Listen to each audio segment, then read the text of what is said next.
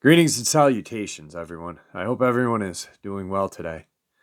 Today's upload is informative and terrifying, and it is meant to make you think a little bit about how these beasts, creatures, whatever, attack. Before we get into this upload, a couple links. As you know, I rely on Patreon and PayPal and my merch to help the channel to continue to grow and go. Those links are in the description below. My merch is displayed underneath the video. Dogman Frightening Encounters, Volume 1, 2, and 3, the audiobook versions. They were written and researched by Tom Lyons, narrated and produced by me, Jeffrey Nadolny. Those audiobooks are available on Audible, Amazon, and iTunes, the links to which are also in the description as well. Now, everyone, I have taken far too much of your time. Let's get on with today's upload. Shall we?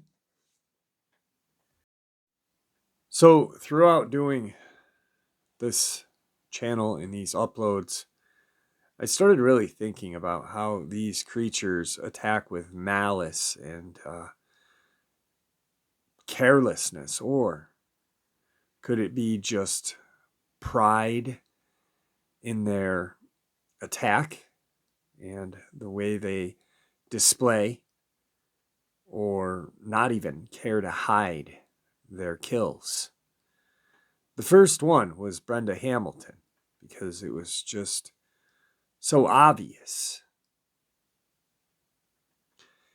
Elderly woman mauled and killed by mysterious animal while on a morning walk. Brenda Hamilton, 77, was killed by a mysterious animal on a road in small town of Pantego, North Carolina. Police say canine DNA was found on Hamilton's clothing, but that the testing did not differentiate between wild canines such as wolves and domestic canines. Beaufort County deputies and animal control responded to the attack site on Indian Run Road. They discovered a freshly killed nutria nearby.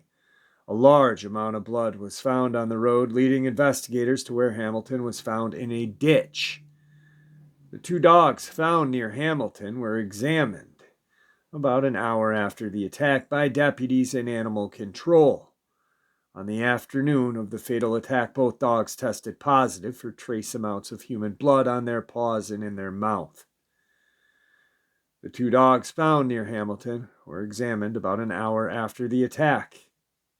The dogs displayed no signs of aggression toward the deputies. They were not wet, and there was no visible sign of mud or blood on either dog. Later on in the afternoon of the attack, field tests for blood were performed on both dogs, tested positive for trace amounts of human blood on their paws and in their mouth. On Sunday, February 17th, 2 days after the attack, the two dogs found near Hamilton were seized at the request of the sheriff's office by Beaufort County Animal Control and quarantined for observation. Again, the dogs displayed no aggression when they were seized, and at no time during their quarantine. The dogs were returned to their owners after 10 days of observation. Case number 2 for me. Authorities in Lyons, Georgia say a pack of roaming wild dog likely mauled the local doctor to death. The body of Dr. Nancy Shaw was discovered in a ditch at around 3 in the morning on May 7th, according to the Associated Press. Lyons police said the officer spotted Shaw's car pulled over on the side of the road, still running, with the door wide open. The officer got out of his patrol car to investigate and found a female that was deceased in a ditch. Lyons Police Department Chief Wesley Walker told the local station. So with that case, I was thinking, wow, now this is the second attack. Two older females, both found in a ditch. But with this one, the doctor, Nancy Shaw, was lured out of her car or possibly ripped out of her car. Almost like they were getting more brazen. And then the case that just really took a hold of me this summer. The office has released that 2 incident reports from alleged attacks which occurred on April 1st and July 12th. The initial attack on April 1st led to the death of 52-year-old Tony Ahrens. The report states that deputies were dispatched to the area of Jimtown Road and Carnation Way on the report of an unresponsive man lying on the side of the roadway. Sergeant Heath Willis arrived on the scene to find Ahrens unresponsive.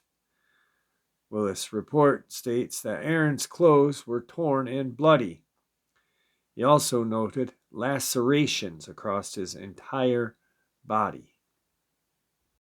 Willis also made the statement the body appeared to have been partially devoured by an animal. EMS workers and the City of Newport police officers arrived on the scene, one of which identified Ahrens. The investigation revealed that Ahrens had exchanged text messages with a coworker just hours before his death.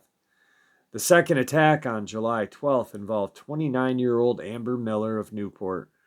Reports show that Deputy Rebecca Coley was dispatched to the emergency room of Newport Medical Center in reference to a dog bite. She made contact with an unidentified individual who stated they found Miller sitting on the property just off of Jimtown Road. The individual reported that Miller appeared to have been attacked by dogs. He told Coley that he observed 3 dogs standing around Miller licking the wounds where she had been attacked. Coley's report states Miller had severe lacerations on her legs, torso, neck, arms, and feet, which led to significant blood loss. She was immediately airlifted to the University of Tennessee Medical Center for treatment. She died just days after the incident. Now, of course, there is more. In different articles, it talks about how Tony Ahrens and Amber Miller both were, their limbs were practically hanging on by sinew, if not off. They immediately jumped to conclusion about thinking, hey, these 3 dogs were the ones responsible for the attack on Amber Miller, just like in the Brenda Hamilton case. And as anyone knows, dogs are attracted to blood. Dogs can be sympathetic and maybe knew she was in pain, trying to help clean her up. Dogs do that. I mean, also, if these were the 3 dogs that attacked this poor woman, the Good Samaritan who found her would not have been able to step out of his vehicle. They would have just immediately tore after him, especially with the taste of blood, air quotes, in their mouth. Then this last case, a subscriber just sent me this, and it's, well, just starting to show me even more how brazen these dogmen can be when attacking. July 14th, 2021. Police continue to investigate how a Missouri father of 4 died after his body was found in a ditch covered in dog bites. Last month, after someone called Anderson police about a deceased male, they identified him as 41-year-old George Martin. Police Chief David Adam told the station authorities found multiple bites on his body. The station reported that McDonald County coroner said the bites were deep but were not fatal. A toxicology report was requested, but it could take up to 9 weeks before the coroner receives the results. Martin was a father of 4 children, according to his obituary. He enjoyed playing ball with his kids, grew up on a creek in Langen. He had a great sense of humor, could make anyone laugh. George didn't fear death, so don't be sad. While police investigate the cause of death, Martin's brother believes he died from injuries caused by a dog. George had a lot of friends who really liked him. He was a good person. There have been so many stories about this and that. A vehicle hit him. That's not true, Joseph Martin told KOAM. The coroner's report clearly states it was a dog attack that ultimately caused his death. July 9th. This is the closest article we can find to his death. Anderson Police Chief says a man was attacked by a dog shortly before he died, but it may not be the cause of death. Okay. Friday, June 25th, 2021. A person called police after finding a body in a ditch in Anderson, Missouri. According to the police chief, David Abbott, they found a deceased male about 20 feet inside city limits in front of 100 Lindsay Lane. Officers identified him as 41-year-old George Allen Martin. Law enforcement sent the body to McDonald Coroner. Chief Abbott says they found several bite marks all over his body. They also found pieces of clothing outside of city limits, leading them to believe he ran toward the city after being attacked. McDonald County Coroner William B.J. Goodwin says the bites were deep, but were not fatal, Goodwin says. By the size of the bite marks, it was a big dog. They are still investigating the exact cause of death. Toxicology report has been taken, but they can take up to 9 weeks. The sheriff's office and police department interviewed residents with any loose dog and advised many to leash or lock up their dogs. Chief Abbott says there is no conclusive evidence of what dog could have done this. Crazy enough, there is no other news articles about this. This poor man and his family, he's a father of 4, and there is 3 articles about this attack. There's no conclusion to it. But the interesting part, the one article that I just shared with you, not the first, the other one does not have this either, where they say they also found pieces of clothing outside of city limits, leading them to believe that he ran toward the city after being attacked, or while being attacked. Maybe this guy was going for a walk. Just a nice day in the summer, Missouri, just taking in some air, getting away from the house for a little bit, and gets outside of city limits. Wrong place, wrong time, Dogman. And as he's trying to get away, he's running, probably fighting for his life. I'm picturing it. And the Dogman eventually overpowers him, causing massive amounts of damage, blood loss, and then he falls just inside of city limits and dies. That's a pretty good scenario, if you ask me, especially since there is no more news articles about this, which is very strange. Now, some people may be saying, Jeff, what about you're missing a couple of, attacks.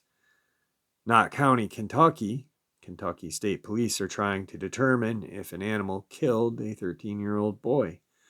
13-year-old Corey Godsey was found dead on a mountainside behind a residence in Montgomery Creek Road area on a Tuesday in Knott County. Autopsy reports from state medical examiners confirmed the juvenile died from injuries consistent with an animal attack. It's still not unclear what type of animal may have been involved. That area is mountainous and, according to residents, surrounded by strip mines. Shane Everidge has lived in a house on the road for more than 30 years. In that time, he said sometimes his family would notice some of their chickens gone missing, but never more than a few. I mean, we've had coyotes around, wild hog, and etc., but nothing like this. Everidge said he's shocked to think there may be an animal roaming near his home that could attack someone. As far as being scared, we've lived here all our lives. I think it makes you look over your shoulder a little bit more, like, is there something here that has went ballistic? Everidge said he really feels for the family. Now, this little boy was, I believe, lured out of his backyard or into his backyard and savagely attacked or just ripped from his backyard and dragged up a 300 to 400 foot cliffside and torn up. And then we have the case of the little boy in Creek County, Oklahoma.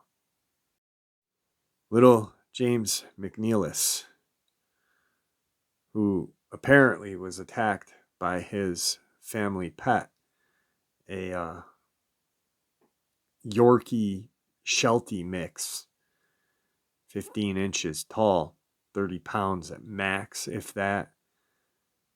I mean, but found in his backyard by his dad, who I'm assuming had already looked out there, because that's when your kid goes missing, probably one of the first places you'd look is your yard. But later on, he was found in bite wounds and stuff like that. But the reason why I didn't bring these two up is because, as horrifying as they are not brazen. They're not in our face, put on the side of the road, almost displayed like, look what I can do. Look what I can do to you at any time, any place. A subscriber who was a paramedic saw firsthand how tactfully these things are while in a vehicle. A group of dogmen surrounded his ambulance. Good thing his partner, the driver, noticed there was one coming up on the right-hand side to where they made it out alive. Petrified, but alive. They are very tactful, but they don't sometimes want to hide what they do. It's almost like they want to strike fear in us. And that's where they get their power and their whatever over us. Because, well, we're always going to be wondering, where are they? Are they going to get me today? What's going to happen? These dogmen do not care. They have it's almost like they declared war on humankind this summer in America. Countless attacks. The woman in Colorado, the man in Lipin, Texas, another man found on the side of the road, Jackson, Florida. I mean, it just doesn't end. There's no end to these attacks. And like I said, they just want to cause fear. That's why they leave them on the side of the road, I believe. is to strike fear in our hearts, to get the power on us, to make us not want to go out in the woods. We've pushed them very far with the growth of modern man, and now they're pushing back. But we can't let them. We have families, kids, pets, whatever, that we have to protect. And we need to know the truth. And the government is hiding that truth on us. And it's time. It's time that we get the answers we deserve. Guys, I said it a couple weeks ago that I'm going to start a petition. And I am working on that right now with a friend of mine who has